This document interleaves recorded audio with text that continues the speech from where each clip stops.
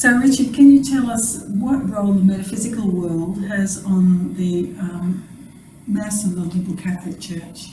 Metaphysics was really the study of things beyond physics, and I think perhaps you're using the word metaphysics in terms of what I might call spiritual or transcendental. But I like the word metaphysics, and can we just spend a little bit of time with that? Metaphysics strictly means it's not the purview, it's not part of what we call physical physics that you measure with instruments and that you read in textbooks. That's what we call physics. Before the word physics was actually used for the first time, which is quite a recent use of the word physics to describe what we think of physics, what we think of physics was called natural philosophy. People were natural philosophers. They walked around and they looked at fossils and they looked at trees and they looked at the weather. They tried to work out how the tides worked. They wanted to know why the planets went where they went. And they were natural philosophers.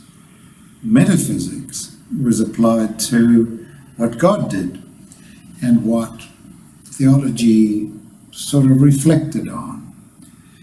So metaphysics is the influences behind physics. So now I'm using the terms in a 21st century way.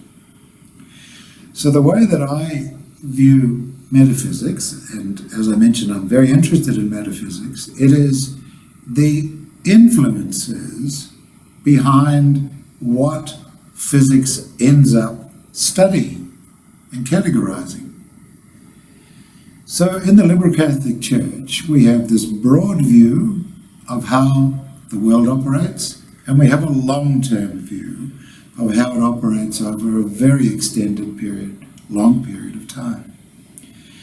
We also understand that the world is not just what we see with our senses or using 21st century experiences, the instruments that people use, microscopes, X-ray machines, the Large Hadron Collider, all those extraordinary instruments developed to look at finer and finer and finer parts of matter. We as Liberal Catholics understand even that, as demanding intellectually as it might be, there is a much larger world again behind all that. And that much larger world we might call, in the spirit of what you're asking, the metaphysical world. But in the metaphysical world are the causes of what we see as the effects on the physical world. So in the Eucharist, we invoke an angel to begin the work. We construct a spiritual structure to facilitate the release of Christ's blessing on the participants of the Eucharist and the physical environment that the Eucharist is being held in. That topic, that content I've just outlined, I would call metaphysical. We can't see any of that with our physical eyes, but people with special abilities or developed abilities, of which we can all develop these faculties or abilities, would see and perceive these things. But you wouldn't see those effects with the Large Hadron Collider, or with the microscope, or with an X-ray machine. So, metaphysics plays a big part in gaining an understanding of what the full picture is in the Eucharist. Thank you for that. Could you tell us how you know that? Where has that information come from? This information comes from, to begin with, in our tradition, from the founding bishops. They had this ability to see what was going on. Then, when they started to compile the liturgy of the Liberal Catholic Church, they realized that this ability was influencing the Christian tradition a long way back. And there's many indications in the liturgies that they study which would show quite clearly, once you had the perception to see these things, that this knowledge was generally understood. One of perhaps the richest parts of the contemporary world, where this is more clearly understood, is in the eastern part of Christianity, and particularly in places like Mount Athos, where the desert fathers who first left Rome in the 3rd century and spent extensive times in the desert, eventually that sort of moved around a bit, and the tradition then of deep meditation in monasteries, resting on the deep understanding of what I'm talking about in terms of metaphysics, has really crystallized or settled in that part of Turkey, I guess, on Mount Athos. It's got very large cathedrals, 1,000 monks. Women are not allowed to go there unless they've got special permission. Westerners can't just go there unless you've got a special reason. Usually you must be a sincere person, not necessarily a tourist. But the writings coming from that part of the world, that tradition, can reflect the same things as what we're talking about, as our founding bishops put into the liturgy and wrote about in a book called The Science, interesting use of the word, the science of the sacraments, the science of the Eucharist. What is going on in the Eucharist? So that publication is available for anyone who would like to study that. Thank you. So given that possibly the Catholic Church, mainstream Catholic Church and the liberal Catholic Church have a lot of the same beliefs, what prompted the breakaway from the Catholic Church?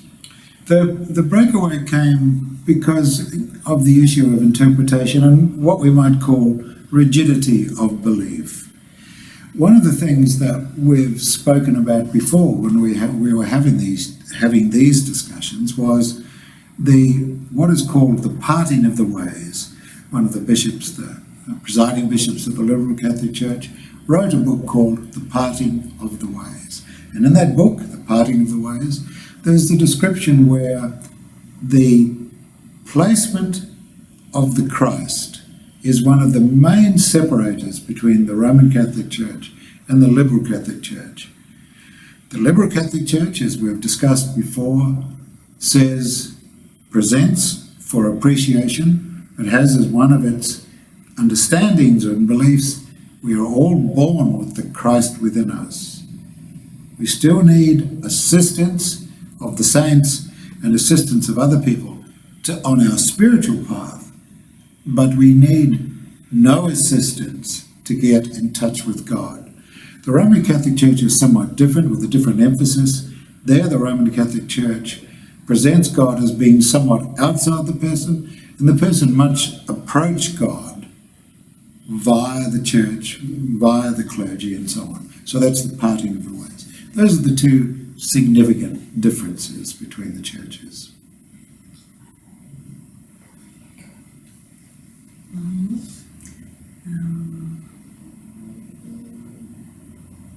How does being a member of the liberal Catholic Church contribute to a soul's development?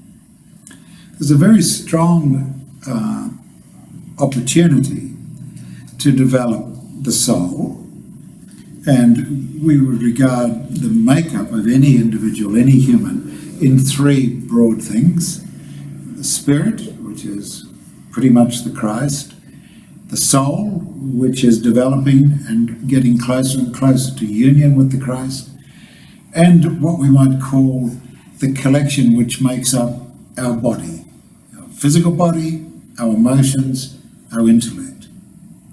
So our understanding, our spiritual cosmology, if you like, our metaphysics, if you want to use that word, is that the intellect, emotions, the physical body are all somewhat less developed than the Christ within us.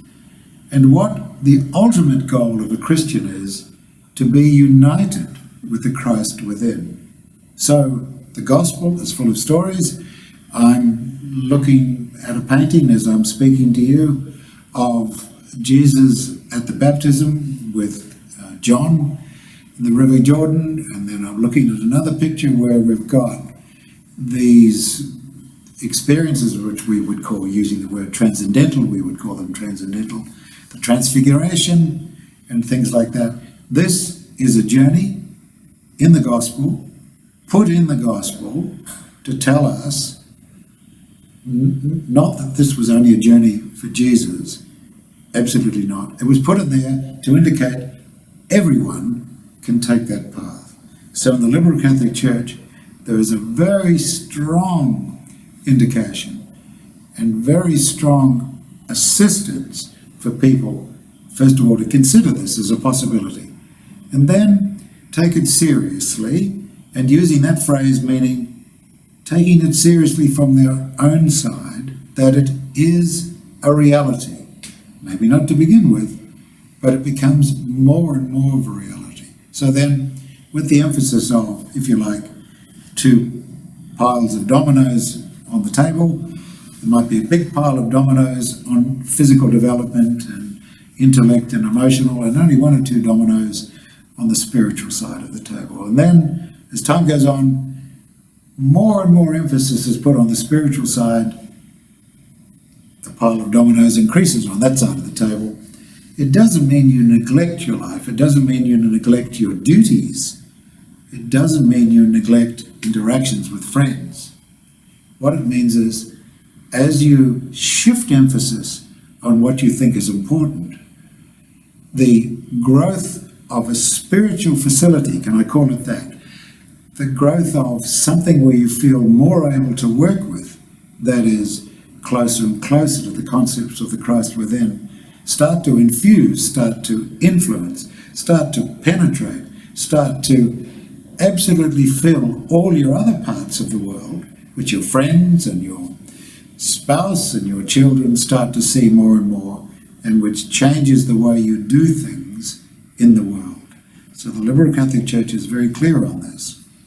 Every path is individual, but things like attending the Eucharist is a tangible form of support of that path, and as well discussions, thoughts, and an encouragement for private development of every individual in the Liberal Catholic Church.